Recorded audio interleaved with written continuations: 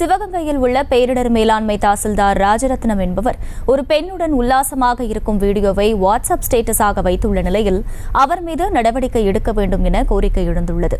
கூடுதல் விவரங்களை செய்தியாளர் சந்திரமோகன் வழங்க கேட்கலாம். சந்திரமோகன், வணக்கம். முழு விவரங்கள் என்ன?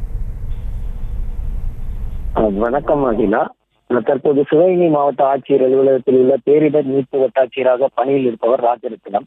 இவர் ஒரு பெண்ணிடம் ஹோட்டல் அறையில் உல்லாசமாக இருப்பது போன்ற ஒரு ஆபாசமான வீடியோ தற்போது சமூக வலைதளங்களில் பரவி வருகிறது.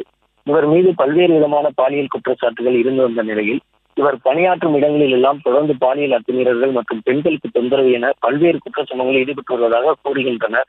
தற்போது அவருடன் பணியாற்றும் டைபிஸ்ட் பெண்ணுடன் அவர் உல்லாசமாக இருப்பது போன்ற வீடியோவை அவரே எடுத்து அவரது கைபேசியில் ஸ்டேட்டஸாக வைத்திருக்கிறார். தற்போது இந்த வீடியோ சமூக வலைதளங்களில் வைரலாகி வருகிறது. மற்றும் 2020ஆம் ஆண்டு தேவ ஓட்டையில் வட்டாட்சியராக பணியில் இருந்தபோது ஒரு பெண்ணிடம் தகாத முறையில் நடந்து கொண்டதாக எழுந்த புகாரில் அப்போதைய மாவட்ட ஆட்சியரால் பணியிட மாறுதல் செய்யப்பட்டார் என்பது குறிப்பிடத்தக்கது. அகிலா, விவரங்களுக்கு நன்றி சந்திரமோகன். செய்திகளை உடனுக்குடனும் துல்லியமாகவும் தெரிந்து கொள்ள சப்ஸ்கிரைப் பண்ணுங்க.